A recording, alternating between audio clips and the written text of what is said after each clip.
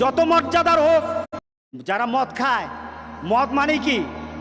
যারা নেশার সাথে যারা জড়িত, সে যত বড় কিছু হোক, যত মর্যাদার হোক, আপনি নেশার সাথে জড়িত, আপনি নেশা খান, নেশা বিক্রি করেন, নেশার সাথে কোনোভাবে জড়িত, আপনার জন্য আল্লাহ রাসূল বলতেছেন জান্নাতের দরজা তোমার জন্য বন্ধ।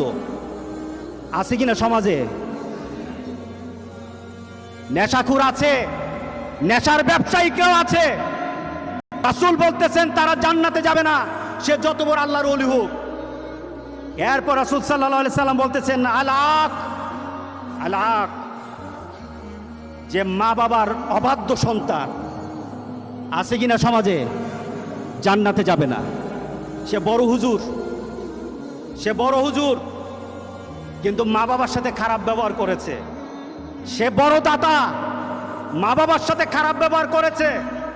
রাসূল সাল্লাল্লাহু আলাইহি সাল্লাম বলতেছেন তার জন্য জান্নাতের দরজাটা বন্ধ থাকবে, জান্নাতে সে যেতে পারবে না, জান্নাতে যেতে পারবে না। বিশ্বাস হয় কিনা বলেন? কেন বিশ্বাস হবে? জান্নাতটা সত্য না? দুজক সত্য, কোরআন সত্য, মুহাম্মদ সাল্লাল্লাহু আলাইহি সাল্লামের কথা সত্য।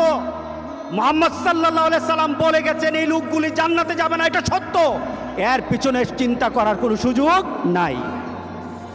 এই সমাজের মধ্যে মা বাবার সাথে খারাপ ব্যবহার করার মতো ছেলে পেলে অনেক